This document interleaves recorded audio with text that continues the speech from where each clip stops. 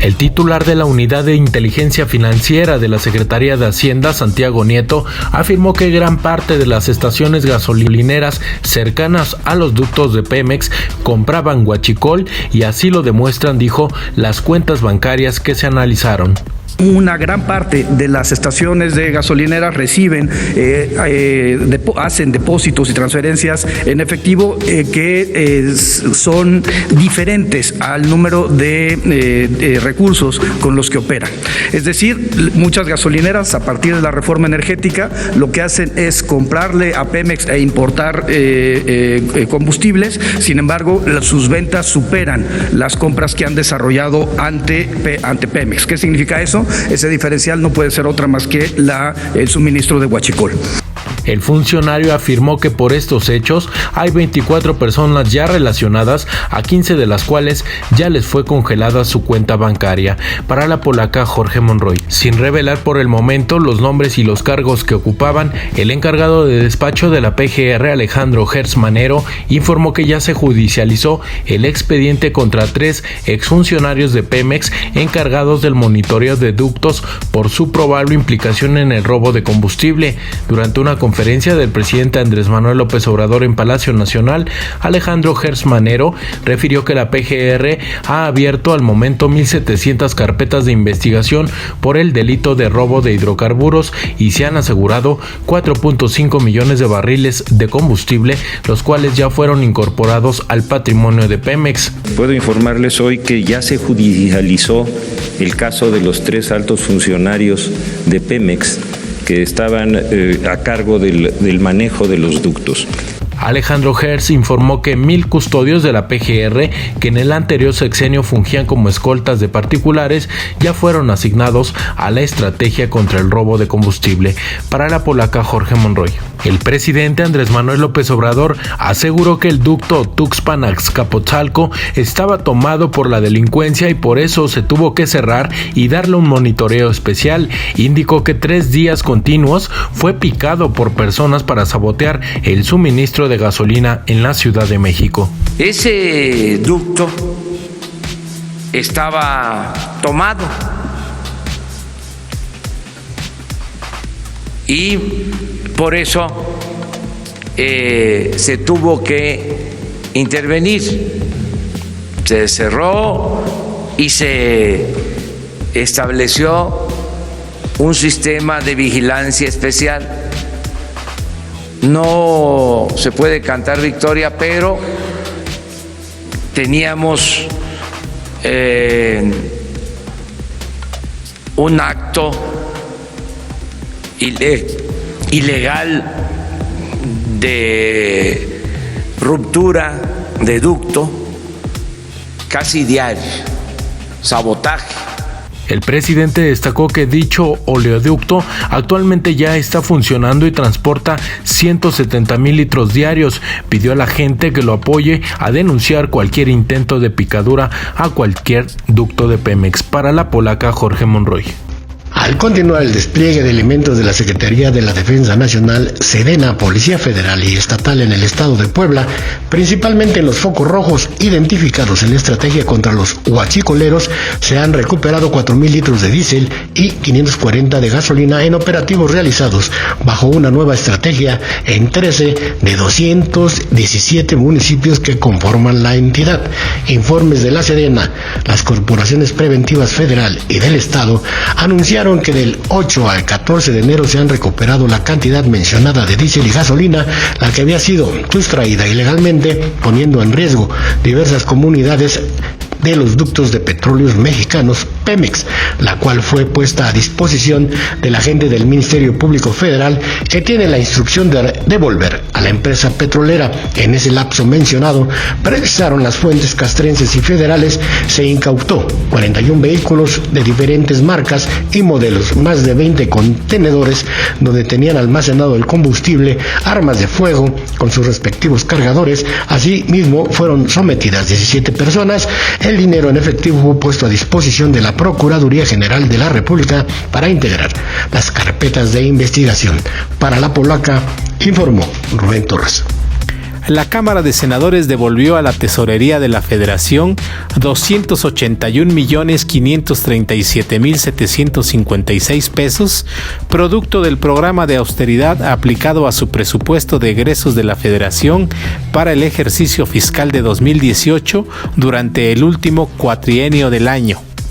Martí Batres Guadarrama, presidente de la mesa directiva de la Cámara Alta, informó que entre septiembre y diciembre del año pasado, la nueva 64 legislatura ahorró recursos por 599.600.000 pesos.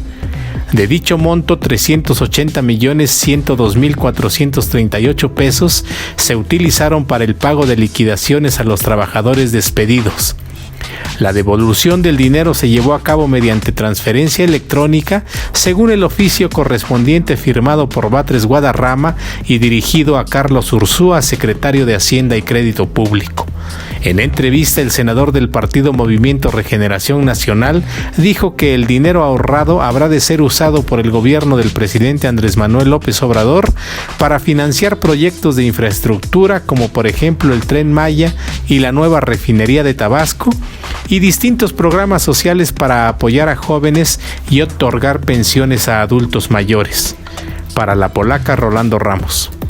Al comparecer ante la Comisión de Justicia de la Cámara de Senadores, 15 de los 27 aspirantes a titular de la nueva Fiscalía General de la República ofrecieron instrumentar un plan de persecución penal, propugnar y defender la autonomía e independencia del nuevo Ministerio Público, encabezar un órgano auténticamente libre de injerencias privadas y públicas, recuperar la confianza de la ciudadanía en la Procuración de Justicia y atacar de manera contundente a los grupos organizados que cometen secuestros, narcotráfico, terrorismo, corrupción de menores y trata de personas, entre otros delitos.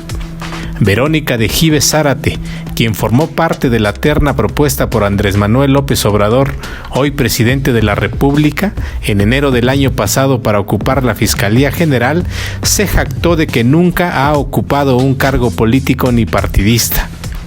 A la pregunta de por qué debería ser designada fiscal, la misma que Julio Menchaca, presidente de la Comisión Ordinaria de Trabajo, hizo a cada uno de los comparecientes, la oaxaqueña dijo que de ser elegida defenderá la autonomía e independencia de la nueva institución que sustituirá a la vieja Procuraduría.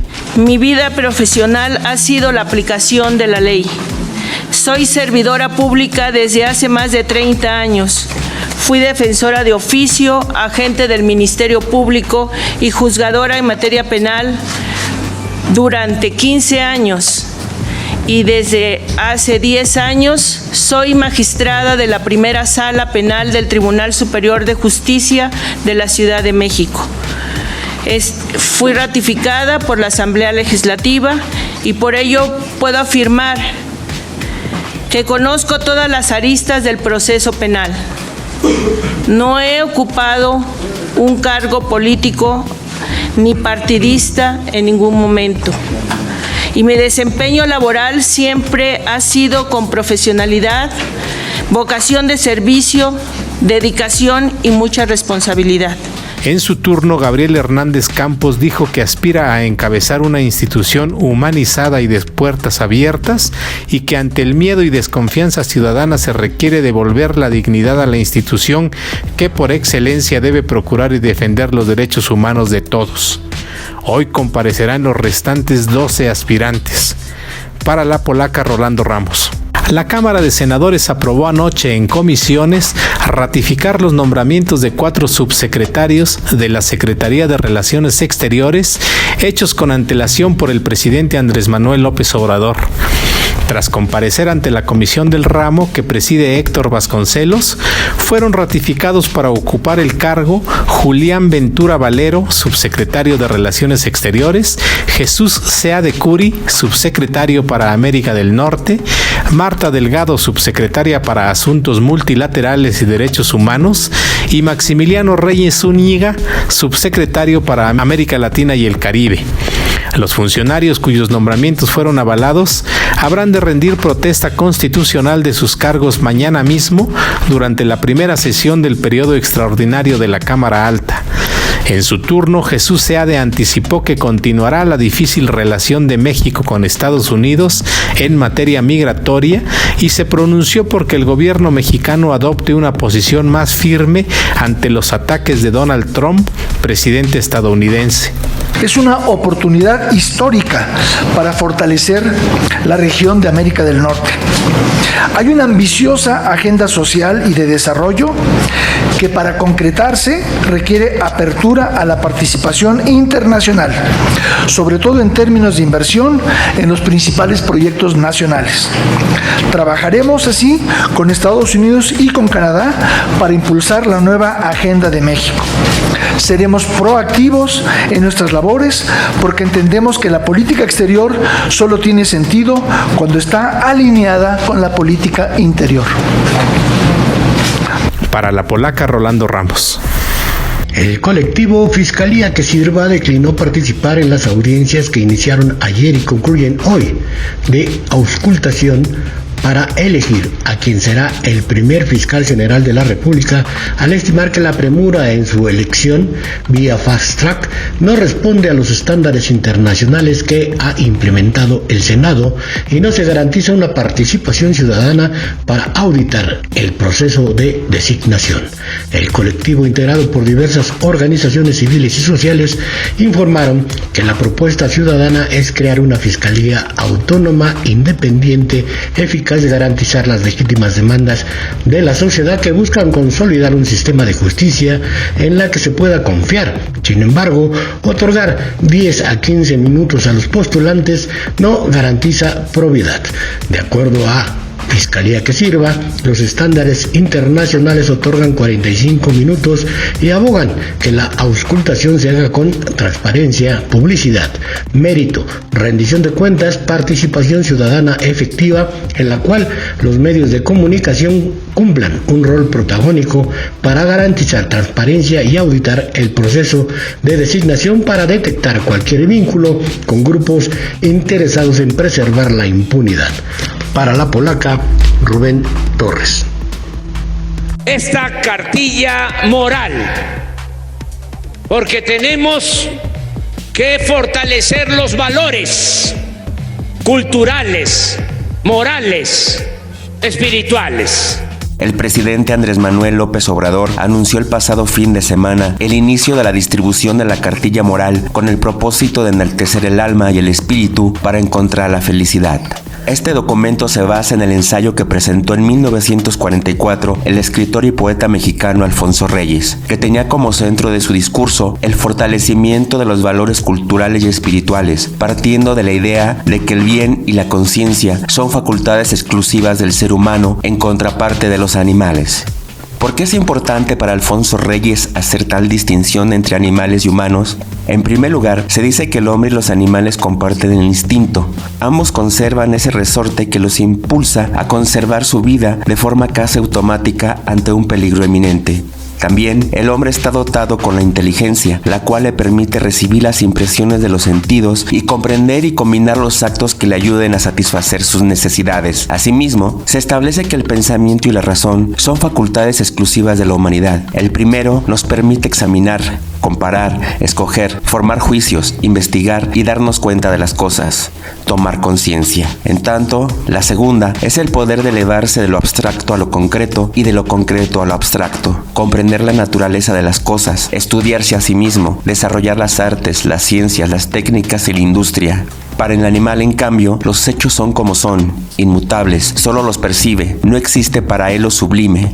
En cambio, el ser humano puede pensar. Por tal razón, para Alfonso Reyes era primordial invitar a los mexicanos a elevarse sobre el instinto para dar paso a las facultades intelectuales, conocerse a sí mismo, para comprender y tomar conciencia. El alma de la que habla Alfonso Reyes es nada más ni nada menos que la inmortal planteada por Platón y que han recuperado algunas escuelas secretas e iniciáticas. Tal prevalencia del alma, aún después de la muerte, se da con la trascendencia del ser humano que se resume en una pregunta: ¿qué legado le voy a dejar a la humanidad?